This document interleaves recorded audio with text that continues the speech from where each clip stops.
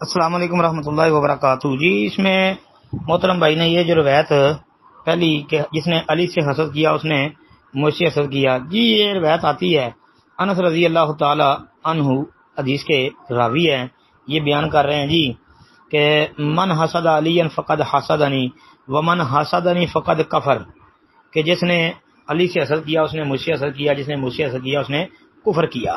یہ روایت علامہ ابن جوزی رحمۃ اللہ علیہ نے اپنی کتاب العلل المتناہیہ کے اندر فی الاحادیث الواہیہ میں ذکر کیا ہے، جلد 1 صفحہ 207 پر۔ جی یہ روایت ثابت نہیں ہے۔ علامہ ابن جوزی رحمۃ اللہ علیہ نے یہ روایت درج کرنے کے بعد اس پر کلام کیا ہے۔ جی اس میں جو راوی سلام بن ابی عمرہ ہے اس پر انہوں نے کلام کیا ہے، اور حافظ ابن حبان رحمۃ اللہ علیہ کا کلام بھی درج کیا کہ لا یجوز الاحتجاج به، کہ وہ فرماتے ہیں کہ اس سے حجت پکڑنا جائز نہیں ہے۔ تو لہذا یہ روایت ثابت نہیں ہے۔ جی السلام علیکم ورحمۃ اللہ۔